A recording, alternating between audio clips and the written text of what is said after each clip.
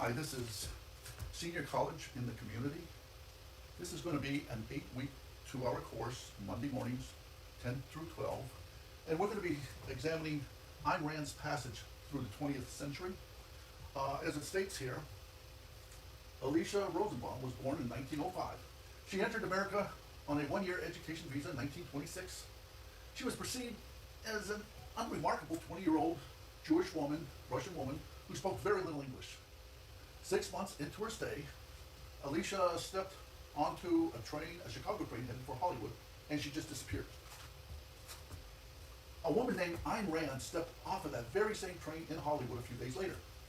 We'll analyze how the world events unfolded around the author right up to her last epic novel published in 1957. Suggested reading for this course, and we have a number of books available if people need to borrow, want to buy them, some used ones. It's Ayn Rand and the World She Made by Ann C. Heller. Briefly with myself, well, we'll get into that a little later. But again, her name in Russia and for the first 6 months here in the United States was Alissa Rosenbaum. So we'll continue. This unremarkable woman, by the time she got done, as you can see here, she sold over 37 million copies of her books through 2020. Of the books, her 1932 Red Pawn, that's number 5 in sales. We have 1934, she created really an autobiography of living in Russia called Real Living, which is number 4 in sales.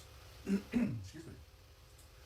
She wrote Anthem, 1938, about the world collapsing into chaos and people are running on candles. All thoughts of individuality and technology has been forgotten. Then number 1 in 1943, and when she published The Fountainhead, she was never impoverished after that.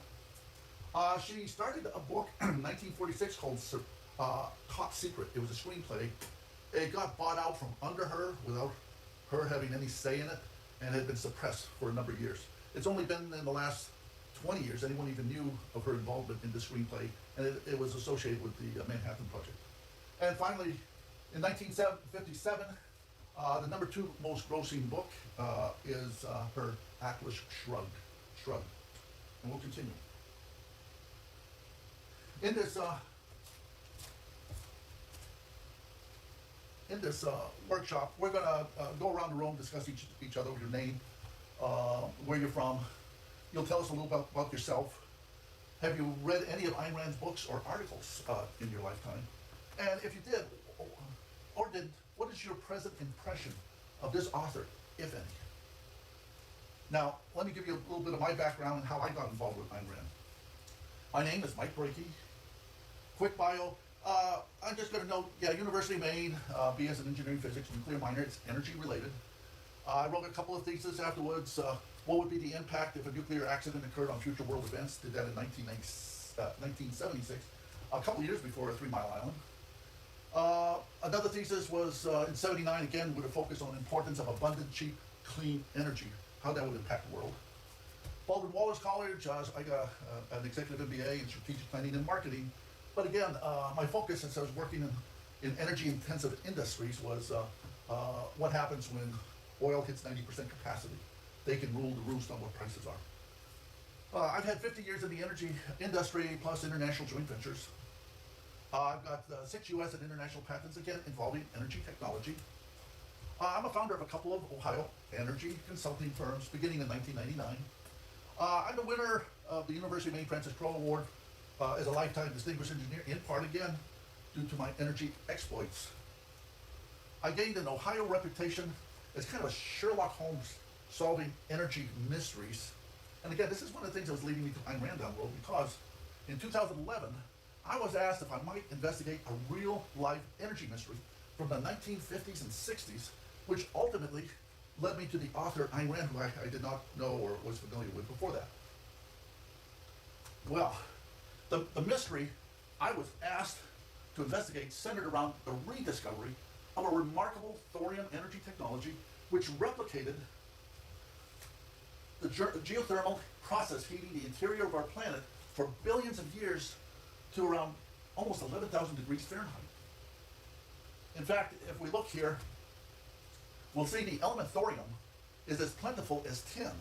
and helps to heat the interior of the planet to the almost 11,000 degrees Fahrenheit. Now, why is it important to mention tin? Because tin is the 49th most abundant element on Earth. Thorium is right there with it. It's huge amounts throughout the planet. And here's the important feature of thorium.